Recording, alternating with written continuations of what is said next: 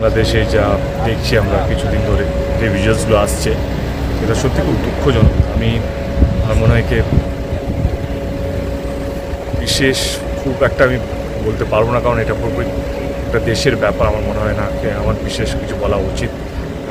এটুকু চাই কি বাংলাদেশে আবার শান্তি ফিরে আসুক।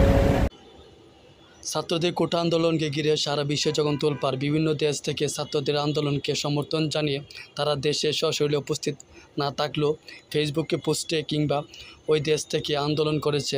কলকাতার নায়ক দেব শেখ হাসিনার পদত্যাগ ও পালিয়ে যাওয়া নিয়ে বলেন, কোনো সরকার যদি স্বৈরাচার হয় তাহলে সে পতন হবে। জনগণের ভোটে নির্বাচিত হলো, জনগণ আর না চাইলে তার পতন হবে। দেব বলেন, যদিও বাংলাদেশ নিয়ে আমার কথা বলা ঠিক নয়, তারপরও নৈতিকতার দিক থেকে বলতে চাই, শেখ হাসিনার স্বৈরাচারী শাসনের জন্য তাকে পদত্যাগ করে দেশ থেকে পালিয়ে আসতে হয়েছে। আমি বলবো, ছাত্রদের আন্দোলন যুক্তি ছিল, তারা তাদের দাবি আদায় করতে সক্ষম হয়েছে। আমি চাই প্রতিবেশী দেশ হিসাবে বাংলাদেশের শান্তি ফিরে আসুক। তারুণ্যই পারবে দেশটাকে নতুন করে সাজাতে। সব ধরনের নৃশংসতা, নাশকতা দূর হয়ে দেশে শান্তি বিরাজ করুক, এটাই নতুন সরকার প্রধানের কাছে আমার আহ্বান।